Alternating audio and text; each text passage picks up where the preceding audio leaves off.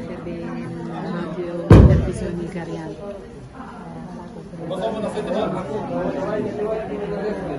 لە ڕاستیدا پیرۆزبایەکی گەرم لە سەرجەم ژنانەکان بە بۆنەی ڕۆژی جیهانی ژنانەوە کە ئەمڕۆکە 8 مارسە و بەتایبەت لە ژنانی هەرچە پارتی کوردستان و ئومێد دەکەم ئەم ڕۆژە کە هەموو فۆکسی دنیا لەسەر مافەکانی ژنان لەسەر ئازادی ژنانە باشترکردنی هەلی کارە بۆ ژنان هەڵبەتە ئەم ڕۆژە ڕۆژێکە کە تیا زۆربەی زۆری وڵاتان بەڕێپێوان بە جۆرێک لە ناڕەزایەتی پێداگیری ئەەکەن لە داواکردنی مافەکانیان. ئێمەش لە هەرێمی کوردستان و شایبەتی لەم سنوورە لە سلێمانی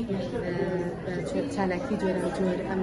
ڕۆژە بەرز ڕایگیراوە. ئێمە ژوک مەکتب رەخاو دیموکراتیەکان بەشی ژنان لە مەکتب هەڵساوی بە بەرزماگرتنی ئەم ڕۆژاوە تێکەڵمان کردووە لەگەڵ جلی کوردی وەکو ئەبینم هەموو بەجلی هەڵواڵاوە چاوەڕێکەکە لە ناوێ بەڵەکەوە پاشکەمێکی کرد. ئەمە بۆ بەرزماگرتنی ئەو ڕۆژەشە چونکە ڕۆژی جلی کوردی دوو ڕۆژی ماوەتمان تێکەڵێکین و لێرەشەوە ئیفادەکەینەوە بۆ هەموو خەڵک بۆ ژنان بەتایبەت کە ئێمە لە هەوڵدانمان بۆ بەگەڕێنانی مافەکانمان چۆن لە ساڵی 1956 لە نیویۆرک دەستی پێکرد کە هەزارەها ژن کاسەکەم 15,000 ژن نزیکەی ڕژانە سەر شەقامەکان و داوای مافەکان و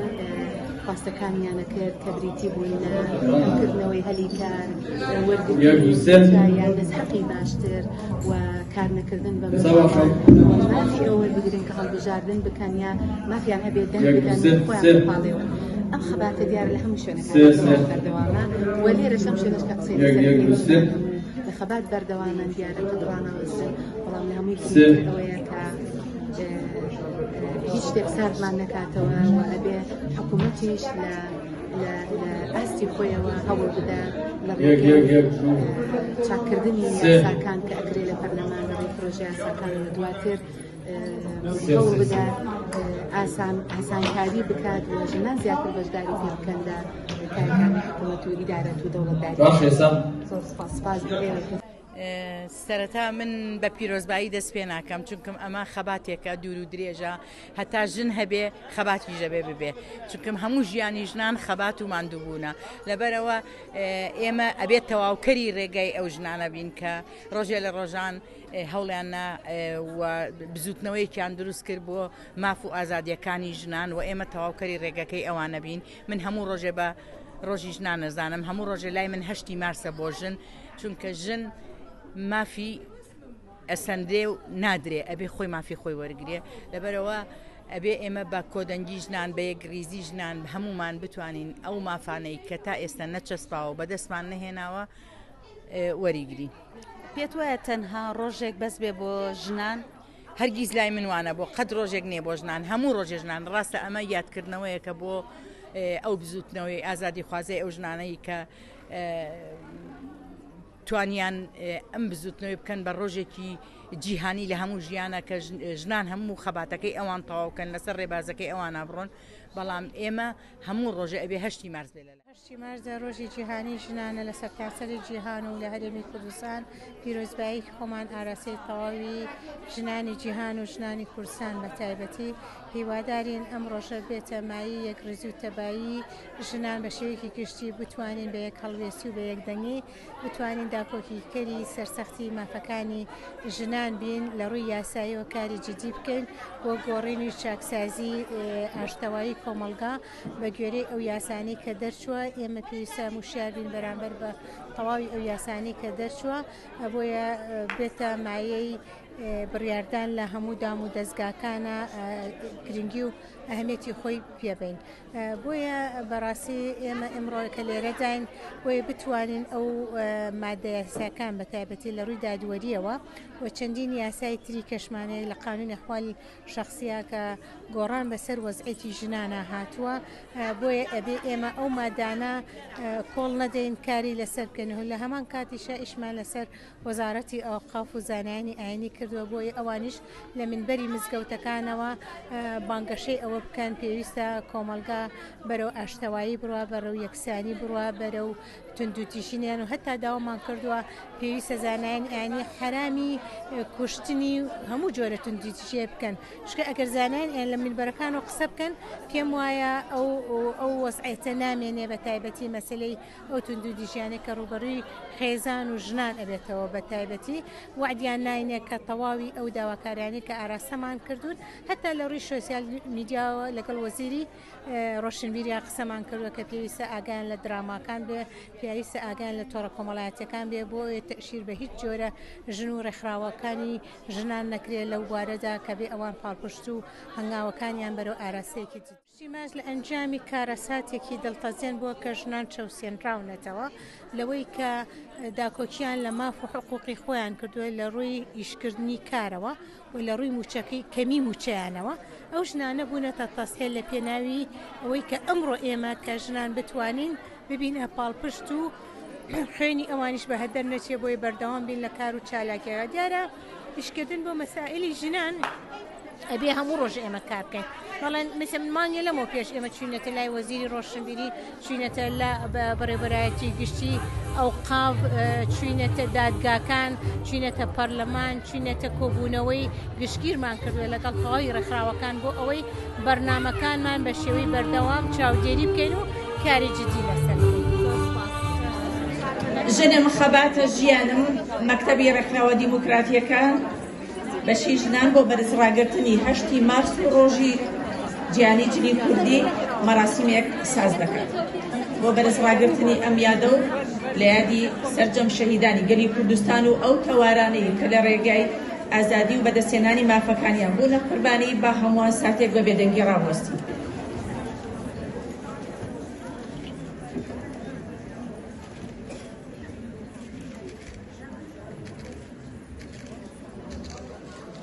زۆر سپاس فەرموودانیشم.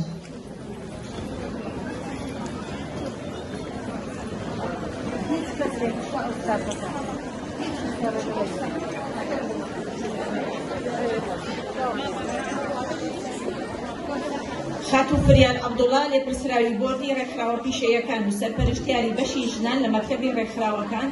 وتارێکمان پێشکەش دەکات با بەڕێزیان بفەرمێت.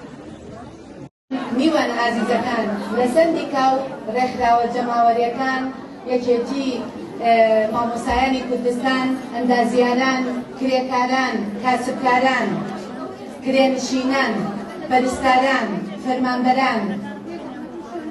خاوەن پێداویستی تایبەت سەرجەم ڕێکخراو و کۆمەڵەکان زۆر بەخێر بێن سەرچاوم خۆڵەکەتان ئاوادان کردەوە بە بۆنەی 8 مارسەوە ڕۆژی جیهانی ژنان پیرۆزبایەکی گەرم لە یەک بە یەکتان دەکەین. لەم ڕۆژە پیرۆزەدا کە چەندین ساڵ پێش ئێستا لە ساڵی 1856 لە ویلایەتە یەکگرتووەکانی ئەمریکا لە ویلایەتی نیویۆرک هەزاران ژن بژانە سەر شەقامەکان وەکو ناڕەزایەتیەک بەرامبەر بە خراپی باری گوزەرامیان بەرامبەر بە زۆری کاتی کارکردنیان داوای مافەکانی خۆیان کرد. هەڵبەتە وەکو هەموو ناڕەزایەتێکی تر کە تاوەکو ئێستا باوە ژنان ئەوەنە بە ئاسانی ئەو کاری کە کردیان بۆ چالاکیی کردیان کۆتایی پێ نەهات. دەوڵەت ڕوبەڕووی چەندی توندوتیژی کردەوە چەندیان بریندار بوون خەڵکیشیان لێ شەهید کرا و کوژرا بەڵام دەو ڕۆژەوە تاوەکو ئێستا خەباتی ژنان بەردەوامە و بەردەوامی هەیە لە هەموو جیهان. ئەبێ ژنان خۆمان هەوڵ بدەین زۆرترین دەنگ زۆرترین کەس لە دەستەی باڵا ئەنجومەنی باڵاکانیان نوێنەرایی لەقەکانیان کە خۆشبەختانە وەکو مەکتەبی ڕێکخراوە دیموکراتیەکان هەمیشە هەتا بەندە و هەواڵانن پێیان کرابێ هانی ئێوەمان داوە کە دەنگ بدەن بە ژنان. باوەڕتان بێ ئەگەر بێت و ژنان پۆستە باڵاکانیان بەدەستەوە بێ وەدا خات و ڕێواز لێرە مەوجودە وەزیرە بەڕێزەکانمان لێرە مەوجودن باشترین کار و خزمەت بەم کۆمەڵگایەکەن. لە کۆتاییدا دووبارە لە بەناوی خۆم و مەکتەبی ڕێکخراوە دیموکراتیەکان و بەشی ژنان و هەواڵانم لەسەر جەم سەندیکاکان پیرۆزبایی ئەم ڕۆژەتان لێکەن هەرسەر کەوتوو بن. خەڵتان باشەکەن زۆر بەخێر لەسەر چاوان. سپاس بۆ خات و فریار بۆ پێشکەشکردنی وتەکەی. بەڕێزان خانمانی خۆشەویست، ئێستاش مارشێکی تایبەت بە ژنانتان پێشکەشەکەین. پێم خۆشە لێرەوە باسیەکی کورد لەسەر ئەو مارشە بکەین کە چۆن ئەم خەونە هاتە دی. ئەمە پێشتر خەونێک بوو کە ژنان مارشێکی تایبەت بە خۆیان هەبێ. بە هەوڵمەندبوونی یەکێتی ژنانی کوردستان ئەم خەونە هاتە دی کە پێشتر لە هەفتەیە دود و تیژی لەسەر شانۆ نمایش کرا و بەشی ژنانی ڕێکخراوە دیموکراتیەکان هاتن جارێکی تر تۆماریان کردەوە. ئێستا داوا لە کادر و فەرمانبەرانی بەشی ژنانی ڕێکخراوە دیموکراتیەکان دەکەین بێنە سەر ستەیج بۆ پێشکەشکردنی مارشەکە و داواش لە خەت و نەوژین خاوەنی یەکەم مارشی ژن کە ئاواز و تێکستەکەشی هات خۆی بووە بفەرمێت بۆ پێشکەشکردنی پێکەوەی نەریدەین.